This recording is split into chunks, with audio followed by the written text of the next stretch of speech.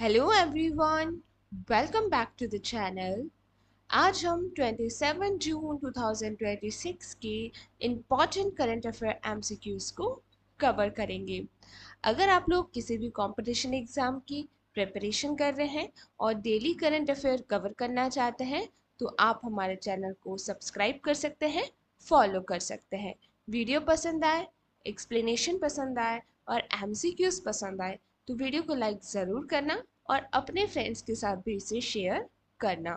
Start करते हैं आज का करंट अफेयर सेशन।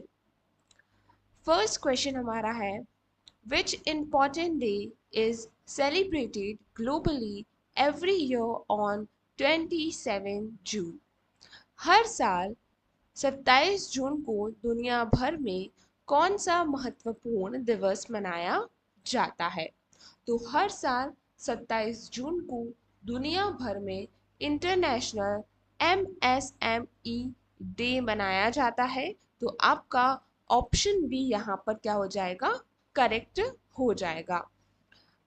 उद्देश्य क्या है? यह दिन छोटे और मध्यम उद्योगों को बढ़ावा देने और अर्थव्यवस्था में उनके योगदान को सराहने के लिए मनाया जाता है।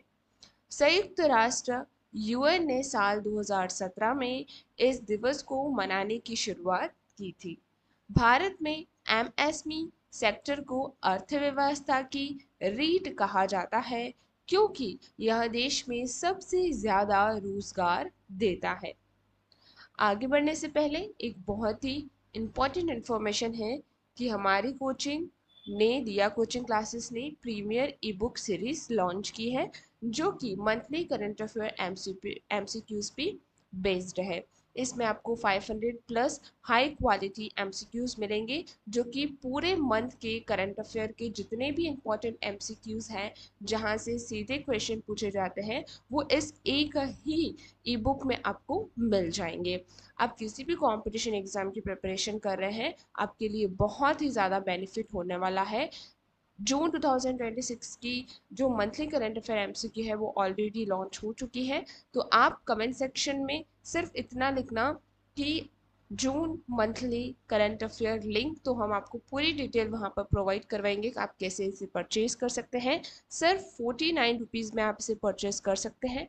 दोनों लैंग्वेज में है, बायलिंगुअल यानी हिंदी और इंग्लिश दोनों में है। तो आप जिस भी मीडियम के स्टूडेंट हैं दोनों के लिए बहुत ही इंपॉर्टेंट होगी।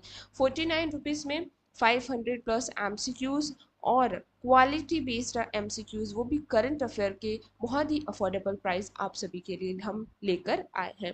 तो अगर आप खरीदना चाहते हैं तो सिर्फ कमेंट सेक्शन में पीडीएफ या फिर मंथली करंट अफेयर ई बुक ऐसा लिख देना। नेक्स्ट है, which Indian institute has recently developed India's first indigenous quantum encryption tech for defense communication? हाल ही में किस भारतीय संस्थान ने रक्षा संचार के लिए भारत की पहली स्वदेशी क्वांटम एन्क्रिप्शन तकनीक विकसित की है?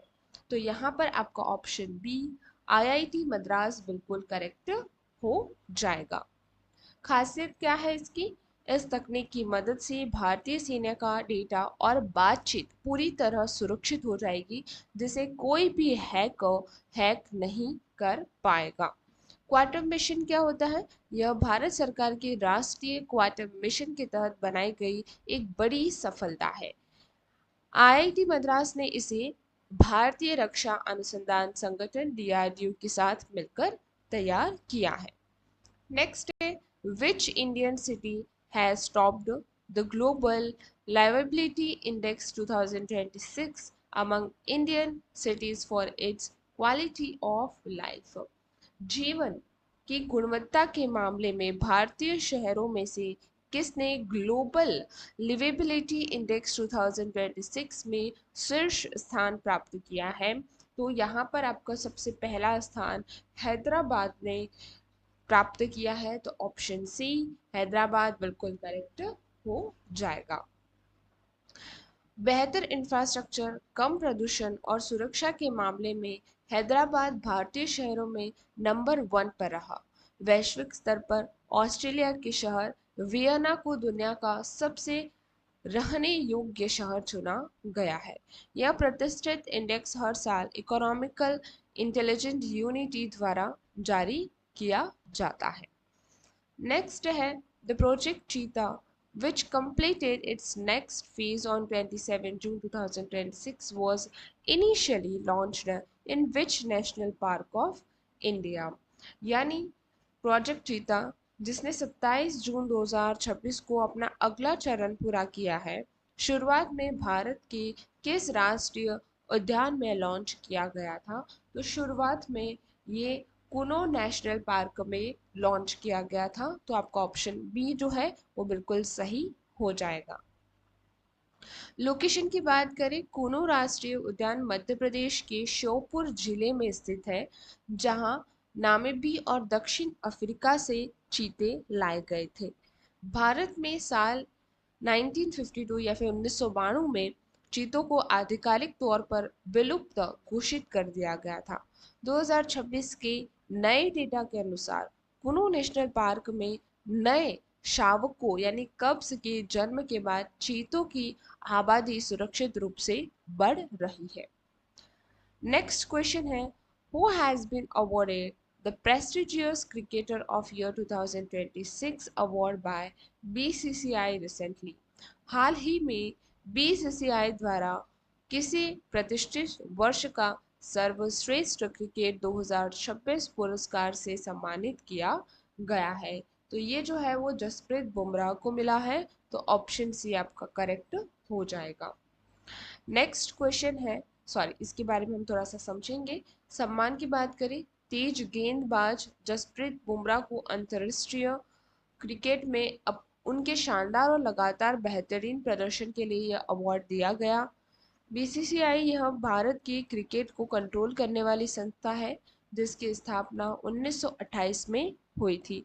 मुख्यालय कहाँ पर है? बीसीसीआई का मुख्यालय मुंबई के प्रसिद्ध वानखेड़े स्टेडियम में स्थित है। नेक्स्ट है, which Indian state has recently implemented 100% paperless digital governance across all government departments? हाल ही में किस भारतीय राज्य ने सभी सरकारी विभागों में 100% कागज रहित डिजिटल गवर्नेंस लागू कर दिया है?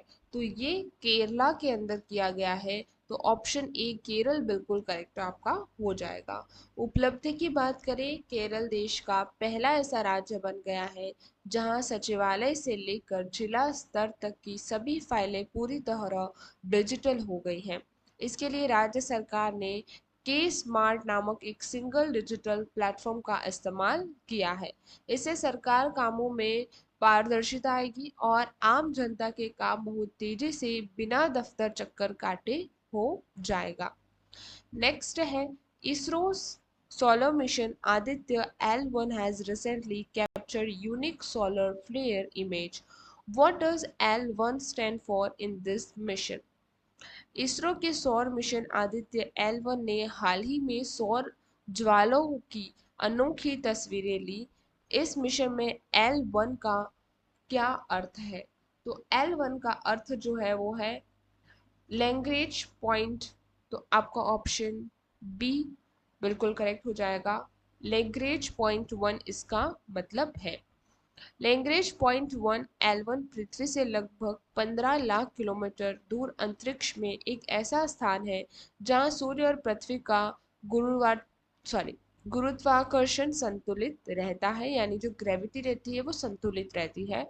फायदा, इस पॉइंट पर रहकर आदित्य सैटेलाइट बिना किसी ग्रहण की बाधा के 24 घंटे लगातार सूर्य पर नजर रख सकता है।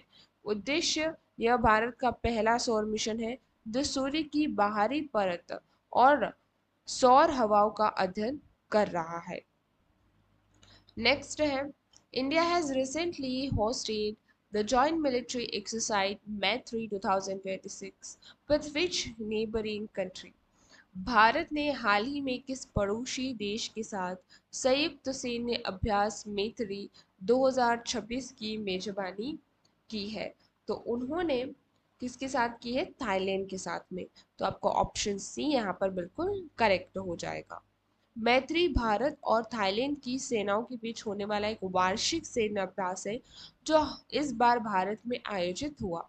इसका मुख्य उद्देश्य दोनों देशों की सेनाओं के बीच आतंकवाद विरोधी अभियानों और जंगल सफारी जैसे युद्ध कौशल को साझा करना है। यह अभ्यास भारत सरकार की एक्ट ईस्ट पॉलिसी के तहत दक्षिण पूर्वी एशिया देशों के साथ रिश्ते मजबूत करने का हिस्सा है। नेक्स्ट है, the RBI has recently announced the introduction of a new security feature in Indian currency note. What is it called? RBI ने हाल ही में भारतीय करेंसी नोटों में एक नया सुरक्षा फीचर शामिल करने की घोषणा की है। इसे क्या कहा जाता है? तो इसे वेरिफोकल थ्रेड कहा जाता है। ऑप्शन बी बिल्कुल सही हो जाएगा। क्या है वेरिफोकल थ्रेड? नोट के बीच में लगी वो चमकीली पट्टी होती है जिसे अलग अलग एंगल से देखने पर उसका रंग और डिजाइन बदल जाते हैं। इस एडवांस तकनीक का मुख्य मकसद मार्केट में चल रहे नकली नोटों यानी फेक करेंसी पर पूरी तरह से लगाम करना है। आरबीआई इसे सबसे पहले 500 रुपए और 200 रुपए के नए छपने वाले नोट में पायलट प्रोजेक्ट के तहत शामिल करेगा। नेक्स्ट है, the great Nicobar biosphere reserve, which was recently in the news for an ecotourism project, is located in which union territory? Great Nicobar biosphere reserve जो हाल ही में एक इको टूरिज्म प्रोजेक्ट के कारण चर्चा में रहा, किस केंद्र शासित प्रदेश में स्थित है? तो ये आपका अंडमान एंड निकोबार में स्थित है, तो आपका ऑप्शन बी बिल्कुल सही हो जाएगा। यह भारत के सबसे दक्षिण छोर पर स्थित एक बेहद संवेदनशील और समृद्ध जैव विविधता वाला क्षेत्र है। यह रिजर्व विशेष रूप से विशालकाय मलय मगरमच्छ और लेदरबैक कछुओं के अंडे देने के मुख्य स्थान के रूप में जाना जाता है। यहाँ सरकार एक बड़ा इंटरनेशनल पोर्ट और एयरपोर्ट बना रही है जिसका पर्यावरणीय विरोध कर रहे हैं। आई होप आज का लेक्चर आपको पसंद आया होगा। बहुत ही इंपॉर्टेंट क्वेश्चंस जो आज हम आपके लिए लेकर आए हैं वो सीधे तौर पर आपके कंपटीशन एग्जाम में पूछे जा सकते हैं। ओके, तो आज यहीं पे समाप्त करते हैं। Thank you very much. कल का लेक्चर हम फिर से आपके लिए लेकर आएंगे।